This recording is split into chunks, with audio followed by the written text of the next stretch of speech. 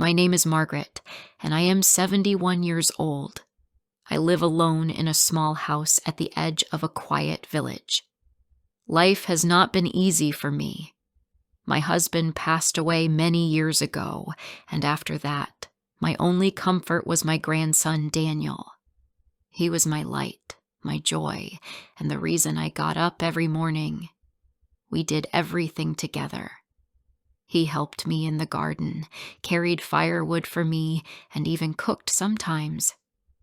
His laughter filled the house, and I felt alive when he was near. But life can be cruel. One winter, Daniel fell sick. I did everything I could. I stayed awake all night, prepared remedies, and prayed. But he passed away. After that, my house became silent. The garden was quiet. The firewood was untouched, and the walls seemed empty. I tried to keep busy, but every day felt heavy, and the loneliness was sharp. I missed him terribly. One morning, I was sitting outside staring at the empty path when I saw a young man walking slowly toward my house. He looked about 18, thin, and wore simple clothes. He carried a small basket. I did not know him. "Good morning, ma'am," he said politely. "My name is Ethan. I live nearby, and I noticed you are alone. Can I help you?" I frowned and shook my head. "I do not need help. Go away," I said sharply. Ethan smiled gently but did not leave. "I only want to help. You remind me of my grandmother. She passed away recently. I know how lonely it feels." I was surprised by his words. I wanted to be angry, but a small part of me felt something I had not felt for months. Hope. Still, I waved him away. "Go," I said. Ethan left. But a few days later, he returned. He started helping quietly from a distance, collecting firewood, fixing the gate, feeding the chickens. I saw him but said nothing. My pride was strong, but my heart was soft. One morning, I found a small bundle of firewood neatly stacked near the kitchen. My hands trembled as I touched it. I whispered, Who did this?" I looked outside and saw Ethan walking slowly, carrying more wood. I felt anger and gratitude at the same time. "Mother, ma'am, I brought more," he called softly. I jumped back. "Do not call me mother. I am not your mother. Stay away." Ethan bowed his head. "I only want to help. Please do not be angry." I turned away, my hands shaking.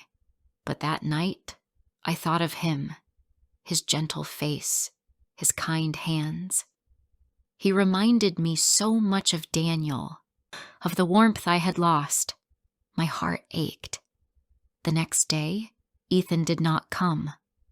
I waited, but the path was empty. Days passed, and I felt the emptiness grow again. Then I remembered a small envelope I had found in my house. It was from him. I opened it and read, "Dear Margaret, I know you do not trust me yet. I only want to be near you as you once were with your grandson. I do not want anything but to help. Please forgive me if I have done wrong. You remind me of my grandmother, and I feel at home when I am near you. Ethan." Tears filled my eyes. My chest felt tight.